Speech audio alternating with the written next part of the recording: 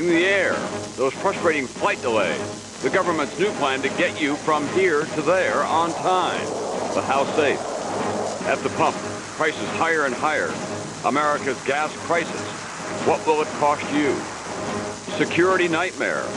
Why the Secret Service wants President Clinton to cancel a major trip overseas. And in depth, your money.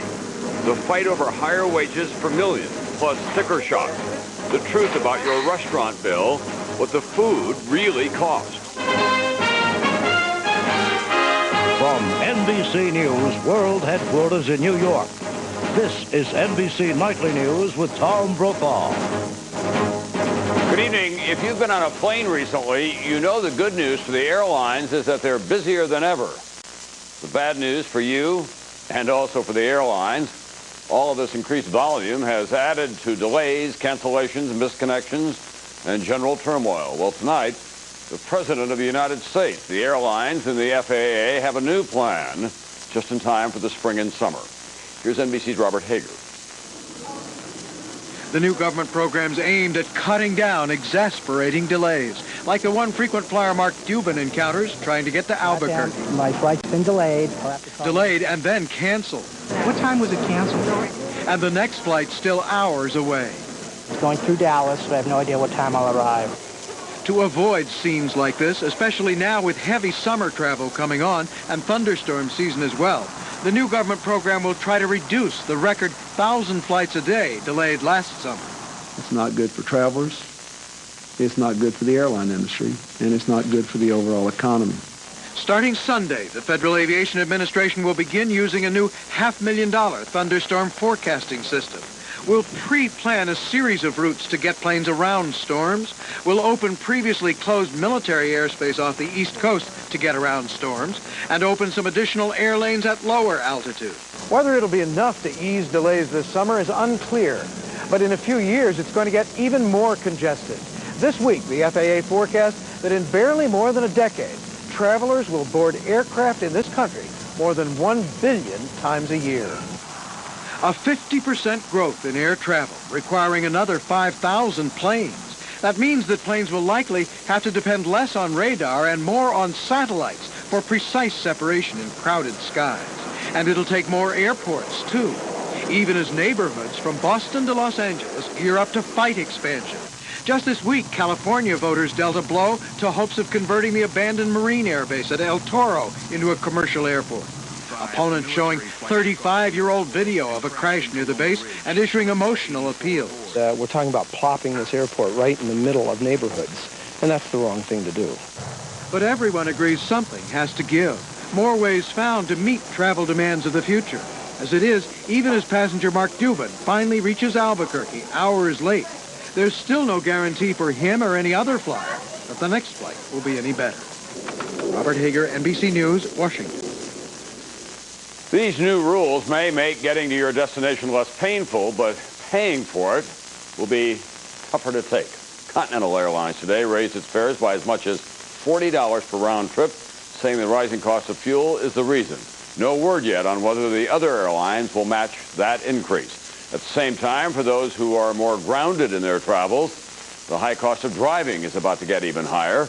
Energy Secretary Bill Richardson tried to do something about that today, high gas prices. But in fact, there's not much hope. Here's NBC's Kelly O'Donnell. Every day, a killer commute, 75 miles each way.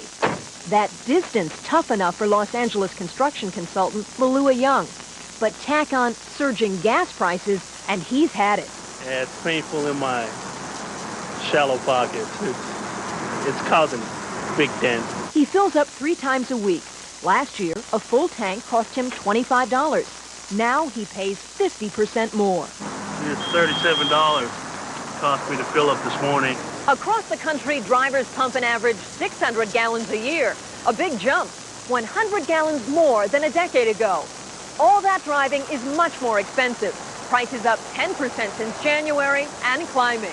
What's driving the increase? Tight control from OPEC. The country's producing the raw materials that make gasoline. The result? Crude oil prices triple, pushing gasoline up too. Today, Energy Secretary Bill Richardson calling on OPEC to increase production. The Department of Energy's latest projection, summer gas prices will hit an average $1.56 a gallon, then likely bump up to $1.80 due to what energy officials call a precariously low supply. For the average driver, he's going to pay something like $150 more per year for gasoline than he paid before. Prices high enough to make some change daily routines. Atlanta stay-at-home mom Sandy Blastic's ritual, driving around 2-year-old son Justin to help him nod off. Now, that's too expensive. I thought, well, I'm wasting a lot of gas doing this. I just need to go home and put him in the stroller or find another method. In North Carolina, a rash of gas stealing, filling up then driving off without paying, a practice they call pump and peel. Every other day we have at least one for about $15. He drives off. Experts say with 200 million cars on the road, filling up won't feel good again for at least several more months. Kelly O'Donnell, NBC News, New York. On Wall Street today, a late retreat for the blue chips. After being up most of the day, the Dow finished down almost 82 points. NASDAQ managed to hang on to a tiny gain, less than 2 points, but it was enough for another record close for NASDAQ. For the week, the Dow lost more than 438 points, more than 4% of its value. NASDAQ was up for the week almost 134 points, almost 3%. Up next, Your Money, NBC News in Depth tonight.